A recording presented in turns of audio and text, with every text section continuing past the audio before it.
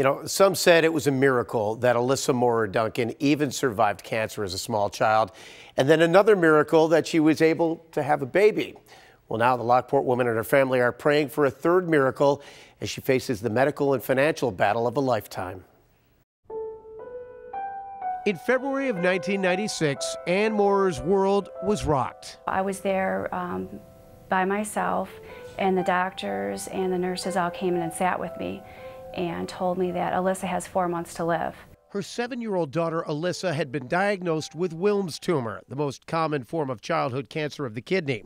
Surgery to remove one of her kidneys, radiation, and chemo failed to stop the cancer, but Ann was not willing to accept that. She contacted a treatment facility in Texas that she had heard was performing alternative cancer treatments. He said he would accept her as a patient, and we were down there within a week, and Elysa started treatment there.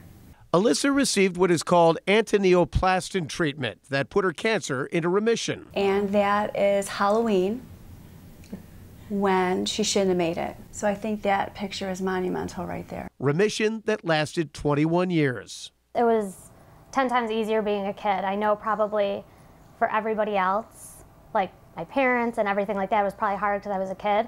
But when you're a kid, you can like change your whole day by like buying a toy or something like that. When you're an adult and you have responsibilities and you're very aware of what's going on, it's a lot more stressful. Within those 21 years, Elysa had gotten married and had a baby, which her family sees as a miracle, seeing as doctors told her that her chances of ever conceiving were minimal at best.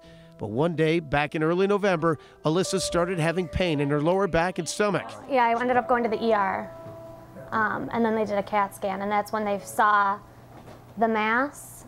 Elysa ended up needing a kidney reconstruction. Her kidney was failing. She went in for the standard 4-hour surgery.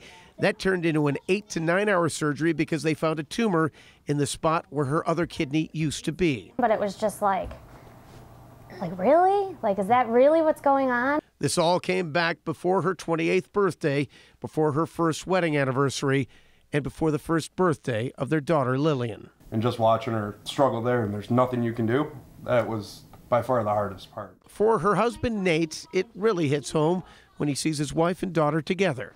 It's just hard to see like Lily running around. I know she wants to play with her, but she's just tired, you know. She's been told that her body would not be able to hold up to chemo and radiation again, so she will soon be back on the alternative route.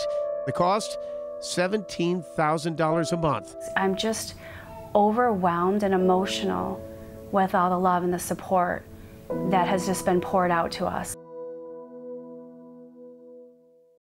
And you can help with Elysa's battle. Her family and friends are having a huge fundraiser tomorrow at the South Transit Fire Hall in Lockport from 3 to 9. Tickets, $25 a piece, and you can also send donations through the mail or by way of their Facebook page. We have all the information within the story at WGRZ.com. And we know the City of Good Neighbors will come through for this incredible family. She's been through so much, but $17,000 a month, that's just unimaginable. Yeah, and they, you know, the costs were, when they went through it the first time, they were very high, but the community came together. They're hoping the community will come together again. So. Sure it will. Pete, thanks for bringing us that story. Absolutely. Well.